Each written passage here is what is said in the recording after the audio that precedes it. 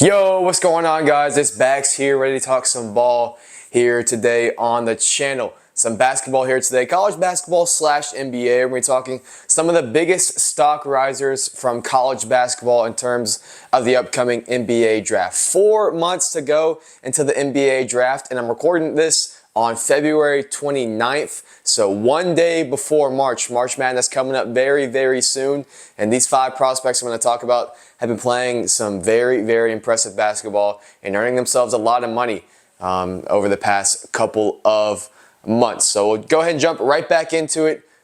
First up, Rob Dillingham, freshman from Kentucky.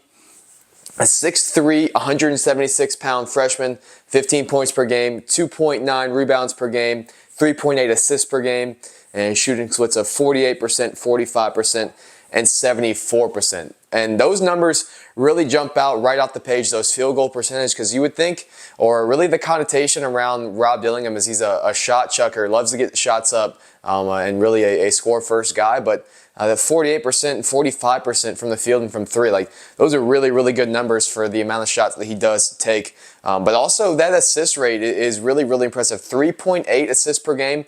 He's also a 29%. His assist rate is 29%. So he assists on 29% of the time when he's in the game. So a very underrated passer, but he is a true microwave scorer. If one goes in, the next one's going up. If that one goes in, it's basically game over. They're going in, they're going up, they're going in, they're going up. He loves to get shots up. But he's very good in the pick and roll as both a scorer and a passer. He's in the 92nd percentile of ball screen handlers points per possession. So that's a very, very high number, especially for a freshman coming in right off the bat for the Wildcats and just being a true scorer, but can also run the pick and roll. That's a great asset for them. He hit shots from anywhere, super deep range. Also really good at finishing with either hand around the rim. A good mid-range scorer as well. Pull up, catch and shoot, you name it. Rob Dillingham is putting the ball in the basket. And he's getting better on defense as well. That's probably the main drawback is the defense isn't fully there. But every game I watch Kentucky, it feels like he's getting better on the defensive end. And I'm sure whichever team he gets drafted to, and which will probably almost for sure be the lottery, they'll continue to work on him with that, and he'll be ready by the time the NBA season rolls around next year. Next up on my list, Yves Missi, a 7-foot freshman out of Baylor. 10 points per game, 5 rebounds per game, 1.5 blocks per game. He's a big-time rim runner and shot protector. Very, very good athlete. 96% of his shots attempt come at the rim and a 9% block rate. Those are 2 really, really high numbers. And that just says exactly what Missi is. He's a rim runner and a shot protector. Great athlete. And he's got the age on his side as well. He's only 19 years old. So he's a little bit of a project, just continuing to get that body matured for the NBA level, especially with some of the bigger bodies in the NBA. But I really do think that he's going to be a big-time prospect. And I would think the comparison is from the last draft to this draft is a Dereck Lively. He's very, very similar to Dereck Lively. Maybe not as good of a shot blocker as Lively was, but just as good as a rim runner and athlete. I mentioned the block rate and the shot attempts, but also a very good offensive rebounder. 17% offensive rebounding rank, and also in the 90th percentile in pick and roll scoring. So that's exactly what the NBA wants to do with some of their bigs. If you're not going to be a stretch big that can create off the dribble and can shoot, you better be an elite screen and roller, and that's exactly what Yves Missi is, and he's jumping up the draft boards for sure. Third up on the list, Dalton Knecht, the oldest player on this list. Dalton Knecht, a 5th-year senior, transferred into Tennessee for this 5th year, and man, has he really risen up the draft boards. And he's someone where not a lot of people probably watched his game at Northern Colorado, but he was certainly one of the higher-ranked transfer prospects. And going into Tennessee, a Tennessee team that usually focuses on defense, and so Dalton Knecht comes in, and Rick Barnes is just like, you go be our offense. We'll figure everything else out around you. And that's exactly what Dalton Knecht has done, is put the ball in the basket. 20 points per game, 5 rebounds per game, 2 assists per game, 47% from the field, 41% from 3, 76% from the line. The likely SEC Player of the Year and a for sure All-American. 630-point games, including last night, as I'm recording this, a 39-point performance, against Auburn. A balanced 3-level score. You can finish at the rim. A very good pull up off the pull up in the mid range, either elbow, and also a big time 3-point shooter. That's probably going to be the number one calling card of the NBA, and then the other stuff is going to continue to grow. He's listed at 6'6", but he's certainly a strong 6'6". 62% effective field goal percentage, and effective field goal percentage, it counts for more when you're shooting threes. So he's had a great number because he's a very good 3-point shooter. A good passer as well. If you're going to blitz or if you're going to hedge him really hard in the pick and roll, he's good enough to understand ball fakes and get the ball to where it's needed.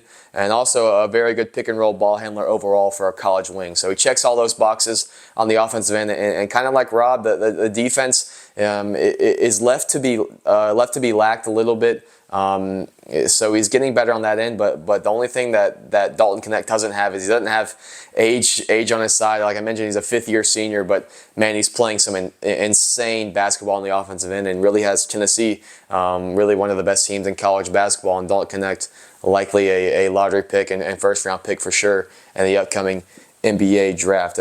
Number 4, one that might surprise some people who aren't really watching college basketball a lot, but Devin Carter out of Providence. A super versatile guard, 19.5 points per game, but 8.5 rebounds per game for a guard, and also a block per game. So those rebounding and block numbers are an outlier for guards. Listed at 6'3", but a strong 6'3". And with that versatility, with the blocking and the rebounding, he's really pretty much going to be a positionless player in the NBA. He does a lot of things well. He's a solid shooter. And he's so comfortable with the ball in his hands. The game is always played at his pace. You can't really speed him up, even in transition when Providence likes to get on and run. You're not going to force Devin Carter into many turnovers. He's a very, very calm ball handler. Like I said, good shooter and really just insane rebounding and block numbers for a guard. I really, really like his game. I think he's matured and improved a lot under first-year head coach Kim English for Providence, and he's going to be another one of those guys rising up the draft boards for the upcoming draft. And number 5 on my list, last but not least, Johnny Furphy out of the NBA's Academy in Australia. He plays for Kansas now, a reclass into this class, so he's even a year younger than some of these guys in the NBA draft. But man, this guy is an absolute shooter out of Australia. 6'9", 202, 9 points per game, 4 rebounds per game, makes about 3.5 per game, 52% from the field, 39% from 3, 75% from the free throw line. 65% is his effective field goal percentage, so just like Knecht, a big-time shooter. But Furphy does have a couple extra inches on him, 6'9". He's a great finisher at the rim, and that's probably not something that you just think of when you have a shooter and you have a wing shooter, but this guy loves to get out in transition, man. He is just a great runner of the floor. He fills the lane correctly almost all the time. And then if you do slow Kansas down into the half-court offense, you better not leave this guy open. He is a huge, huge shooter. 76% of his shots either come at the rim or come in either of the 2 corners. So that's 3 spots on the floor. 76% of his shots come from that area. So he hasn't really shown that ability to create off the dribble yet, but in the half-court offense, and this is really something that if he falls into that middle of the first round towards the 20s, he's going to go to a solid team. And Furphy, if he fits into the right team, it's going to be an awesome, awesome fit. Because I mentioned the shooting, and he's not going to be asked to create off the dribble. If he were to go to a bad team, like a top 5 draft pick, he's probably going to be asked to do a little bit more, but if he goes to a better team, Furphy's just going to, hey, you're a shooter, play a little bit of defense, use your size, get out in transition, and shoot the ball, put the ball in the basket. And I think Furphy's going to do that, a very good job of that at the next level. He is a slow-footed defender, but he has very good hands, and his length at 6'9" really make up for some of the slow-footedness. So all around, he's not a bad defender. But yeah, the calling card with Furphy is shooting 100%. But I do really, really like his game, and I was kind of bummed that his 2 final teams, when he announced that a reclass was going to be Kansas and North Carolina, started on the bench at times for Kansas this year. But really over the last 2 months, he's playing like 30 minutes per game for them, and on some high volume 3-point shooting, he's increased that number as well. So Furphy going to be a very good prospect coming out of the Jayhawks. All right, so that'll do it for our top 5 biggest stock risers in college basketball going to the NBA draft. Hope you enjoyed this video, and I hope you enjoyed my analysis of some of these prospects. There's a lot of great college basketball players, a lot of them with aspirations of being selected in the first round of the NBA draft. But just in my watching and in some of my research, I just found that these 5 guys really stood out. Rob Dillingham, Yves Missi, Dalton Knecht, Devin Carter, and Johnny Furphy. Hopefully these guys continue to stay healthy going into March, and their teams can make a run, and we can see a little bit more of them as the season closes out, and then the NBA draft combine gets started, and all that summer league draft, all that. The best time of the year when basketball is flowing like it is now. So happy to talk ball with you guys here today. If you're tuning in for the first time, make sure to like, subscribe, hit the bell, whatever you do to stay connected here to Bax Talks Ball. I hope you guys enjoyed this video, and we'll see you guys next time.